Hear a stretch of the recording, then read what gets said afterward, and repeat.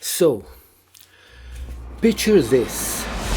For over 2 centuries, from the late 1500s to the early 1800s, the Manila-Acapulco Galleon trade was the lifeline between Asia and the Americas. These massive ships, packed with goods from China, the Philippines, and other parts of Asia, would sail across the Pacific to Acapulco, Mexico. The goods would be transported overland to the Atlantic and shipped to Europe. It was a truly global trade route with the Philippines and Mexico as crucial hubs. Now, here's the fascinating part. It wasn't just goods that were exchanged, it was people too.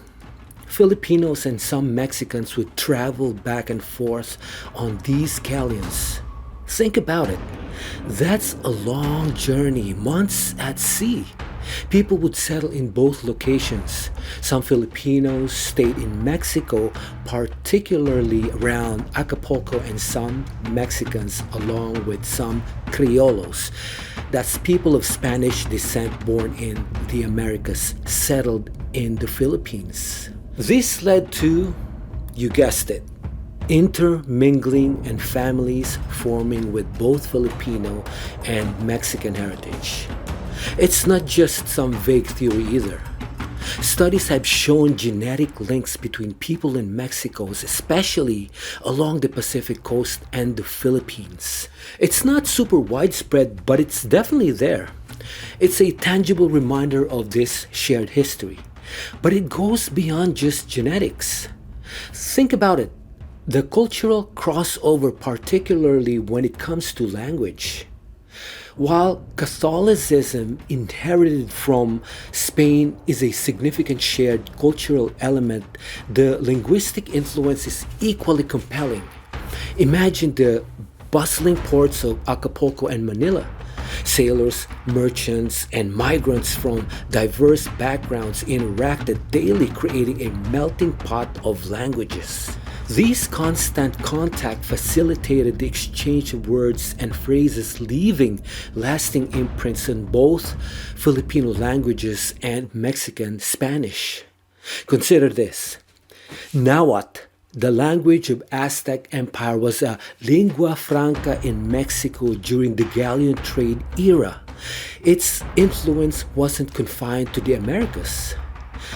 Due to the constant traffic between Acapulco and Manila, Nahuatl words made their way across the Pacific. They became integrated into various Filipino languages, particularly Tagalog and other Central Philippine languages. These linguistic borrowings weren't just limited to everyday objects or local flora and fauna. They sometimes extended to more abstract concepts as well. For example, words related to specific tools, agricultural practices, or even social customs might have Nahuatl's origins. Imagine a Filipino farmer using a term for a particular type of hoe that has its roots in the Aztec language. This isn't just a linguistic curiosity, it's a testament to the deep historical connections forged by the galleon trade. The linguistic exchange wasn't a one-way street. While Nahuatl's influence on Filipino languages is more documented, some scholars also suggest potential influences from Filipino languages on Mexican Spanish, particularly in coastal regions. Words related to maritime activities, navigation, or even specific types of boats might have originated from languages spoken in the Philippines. Further research is needed to fully understand the extent of this influence, but the possibility highlights the complex and reciprocal nature of the linguistic exchange.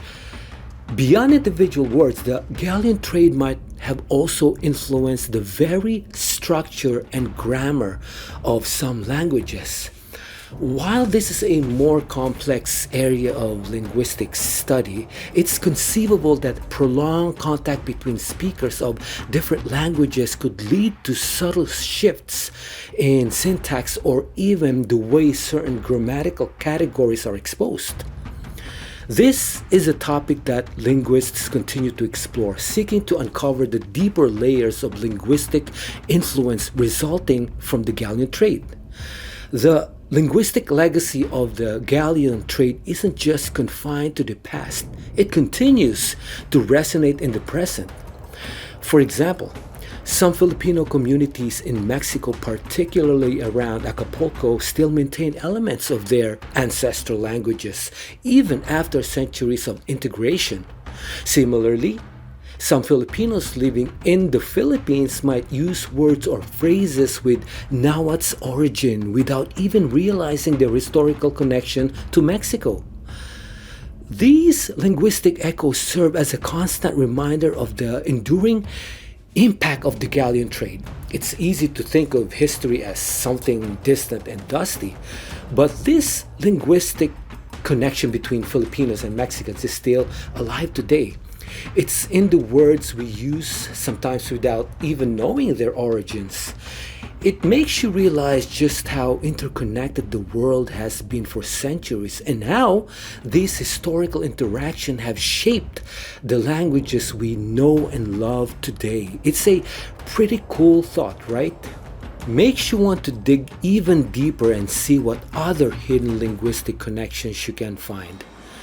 Perhaps you'll discover that the word you use for a certain type of fruit or a particular cooking technique has a surprising origin, revealing a long forgotten link to another culture and another time. The galleon trade wasn't just about goods, it was about the exchange of ideas, cultures, and languages, leaving an indelible mark on the world.